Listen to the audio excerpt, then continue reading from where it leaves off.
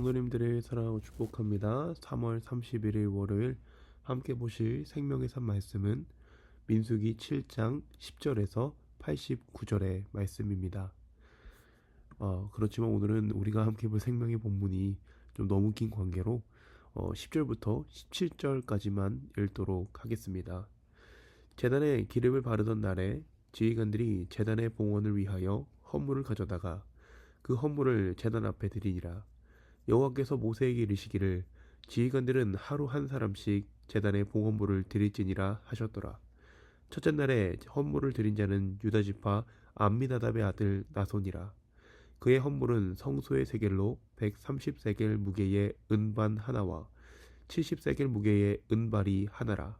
이 두 그릇에는 소재물로 기름 섞은 고운 가루를 채웠고 또 10세겔 무게의 금그릇 하나라. 그것에는 향을 채웠고 또 번제물로 수송아지 한 마리와 순양 한 마리와 1년 된 어린 순양 한 마리이며 속죄제물로 순점소 한 마리이며 화목제물로 소 두 마리와 순양 5마리와 순점소 5마리와 1년 된 어린 양 순양 5마리라. 이는 암미나답의 아들 나손의 헌물이었더라. 아멘. 이후에는 이 비슷한 말씀이 계속해서 12번 반복됩니다. 이후에 홀로 휴지 말씀을 묵상하시면서 읽어보시면 좋을 것 같습니다. 오늘 본문의 사건에 대해서 주석가들은 말하기를 출애굽기 40장 직후에 위치하여야 시간적인 순서로 올바르다고 입을 모읍니다.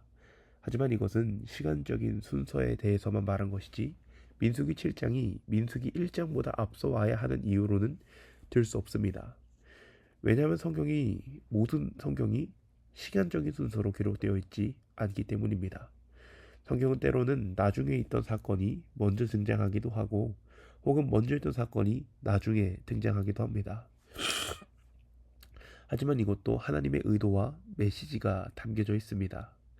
성경이 하나님의 감동으로 된 것이라는 말씀은 이 순서도 하나님의 의도를 가지고 기록되었다는 것을 기억해야 합니다.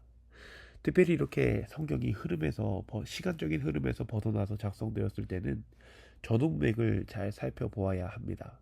민수기의 흐름을 잠시 짚어보자면요. 민수기 4장에서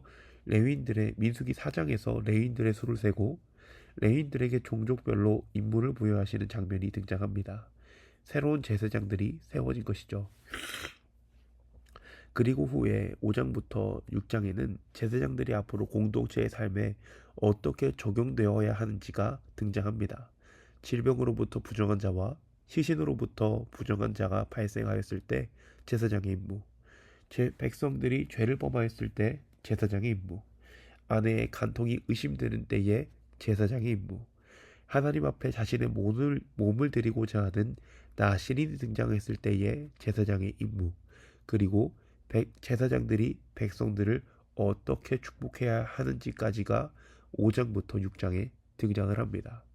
그리고 7장의 말씀이 시작하기를 모세가 장막을 세우기를 끝냈다고 기록하였습니다. 이는 말씀 그대로 하나님의 성막이 완성되었다는 뜻입니다. 그런데 이 말씀은 시간적인 순서로 맞지 않잖아요. 하지만 제사장들이 세워지고 그들의 일에 대해서 기록한 후에 성막이 완성되었다는 것은 이제 이스라엘이 제사장 나라로서 하나님을 섬기는 하나님의 나라로 세워질 준비가 되었다는 것을 의미합니다. 그런 때에 백성의 우두머리들이 하나님 앞으로 자원하는 예물을 가지고 온 것과 그 예물의 의미에 대해서 우리가 주일 말씀을 통해서 들었습니다. 그때는 자원하는 예물이었다면 이번에는 조금 다르죠. 오늘 본문은 말씀에도 언제 있었던 일인지 기록하고 있습니다. 제단에 기름을 바르던 날이라고 성경은 기록하고 있죠. 이는 7장 1절의 말씀과 비슷하죠. 조금 차이가 있다면 여기서는 제단, 곧 하나님께 드리는 제단을 거룩히 구별한 날이라고 하나님께서 말씀하셨다는 점입니다. 이 사건은 똑같은 혹은 비슷한 날 일어난 사건임을 볼 수 있습니다. 하지만 그럼에도 자원하는 예물이 먼저 기록된 것은 우리가 먼저 하나님께 나아가야 함을 암시하고 있습니다. 그리고 그렇게 하나님 앞으로 나온 백성에게 하나님은 말씀하십니다. 이번에는 명령입니다. 11절에 여호와께서 모세에게 이르시기를 지휘관들은 하루 한 사람씩 제단의 봉헌물을 드릴지니라 하셨더라. 이는 자발적인 마음이 있었지만 이전에는 자발적인 마음이었지만 왜 이번에는 명령을 하셨을까요? 이는 가장 먼저 우리는 하나님 앞에 마음을 들여 나아와야 함을 보여주고 있습니다. 하지만 그렇다고 나 좋은 대로 행동하는 것, 한마디로 하나님께 예배 드리는 예배는 나의 마음대로 드리는 것이 아니라 받으시는 분이 받으시기에 합당한 방법이 있음을 보여주고 있습니다. 하나님을 마음 다하여 섬겨야 되지만 나의 마음대로 섬겨서는 안 됩니다. 그리고 하나님께서는 지파의 대표인 지휘관들을 대표로 하루에 한 사람씩 제단에서 봉헌할 것을 말씀하십니다. 유다 지파로 시작하여 납달리 지파로 마치는 이 순서는 성막 주위에 진을 치고 행진하는 순서와 동일합니다. 이 순서대로 지파별로 번제물, 소제물, 속죄제물, 화목제물을 가지고 와서 하나님께 올려드립니다. 그런데 왜 하나님은 모든 이스라엘 공동체가 한 번에 나오는 것이 아니라 각 지파별로 하루에 한 번씩 총 12번이나 나오는 것을 말씀하셨을까요? 성경이 분명하게 그런 이유에 대해서 기록하고 있지 않습니다. 하지만 이 장면을 한번 우리가 상상력을 동원해서 생각해 보기를 바랍니다. 유다 지파부터 납달리 지파까지 이스라엘 백성들이 나옵니다. 이는 진영의 행진 순서였습니다. 또 사건을 시간 순서대로 본다면 이 이후에 진영이 어디에 어떻게 위치할지를 알게 되었어요. 아마 이때 모세가 지휘관들에게 먼저 나온 순서대로 지도자들에게 진영의 위치를 그리고 어떻게 진영을 펼쳐야 될지를 전달하지 않았을까 생각을 해봅니다. 지금이야 핸드폰으로 전화하거나 문자를 보내면 되지만 이때는 직접 말하는 수밖에 없었으니까요. 그러므로 이들은 제사를 드릴 때마다 이스라엘 진영의 모습이 점점 갖추어지게 되는 것을 보게 됩니다. 이스라엘은 하나님을 통과할 때 하나된 공동체로 세워지고 하나님을 중심으로 모일 때 하나된 공동체로 세워지게 됨을 보게 되는 것이죠. 이는 언제나 교회의 중심이 하나님이시어야 하며 하나님을 중심으로 모여야 함을 보여주고 있습니다. 또 제사장의 헌신만으로 하나님 나라가 세워지지 못함도 보여주고 있습니다.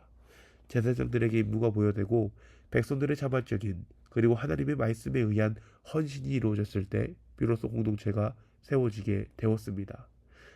교회가 세워지기 위해서는 먼저는 하나님을 중심으로 모여야 합니다.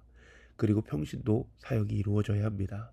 교역자만 사역하는 것이 아니라 우리 성도님들에게 주신 달란트를 가지고 협력할 때 비로소 교회가 세워질 수 있습니다. 오늘 주신 말씀을 가지고 몇 가지 교훈을 나누고자 합니다.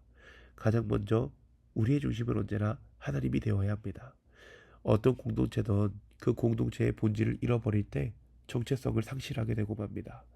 교회가 교회될 수 있는 것은 서로 착하기 때문에 친절하기 때문에 그 때문이 아닙니다. 하나님을 섬기는 사람들의 모임이 바로 교회입니다. 우리들 중심에는 늘 하나님이 계셔야 합니다. 모든 예배의 중심에, 모든 순모임의 중심에, 모든 다음 세대의 중심에 하나님을 모셔야 합니다. 그럴 때 우리가 교회라는 정체성을 잃어버리지 않습니다. 두 번째로 자발적인 마음으로 헌신해야 합니다. 제사장들만 헌신한다고 공동체가 세워질 수 없었습니다. 백성들의 자발적이고도 하나님의 말씀에 의한 순종의 헌신이 이루어졌을 때 협력하여 선을 이루는 공동체가 세워지게 되었습니다. 그러므로 우리 성도님들 헌신하는 일에 기꺼이 참여하여 하나님이 기뻐하시는 우리 의정부 비족교 공동체가 되기를 간절히 소망합니다. 기도하겠습니다. 사랑과 은혜가 충만하신 하나님 은혜를 감사합니다. 하나님께서 우리를 교회로 부르시고 오늘 말씀을 통하여 교회가 무엇을 중심으로 모여야 되는지를 다시금 말씀을 통하여 새기게 하시니 감사합니다. 하나님, 우리 교회 가운데, 우리의 순모임 가운데, 우리의 다음 세대 가운데 주님 언제나 모든 것의 중심에 있어서 하나님을 중심으로 모이게 하여 주시옵소서. 또한 교회는 제사장들의 교역자들의 헌신만으로 세워질 수가 없습니다. 성도들의 자발적인 헌신을 통하여 순종에 의한 헌신을 통하여 세워질 수 있는 줄로 압니다.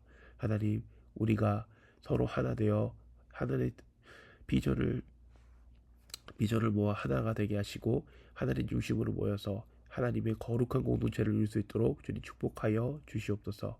감사를 드리며 우리 주 예수님의 이름으로 기도합니다. 아멘.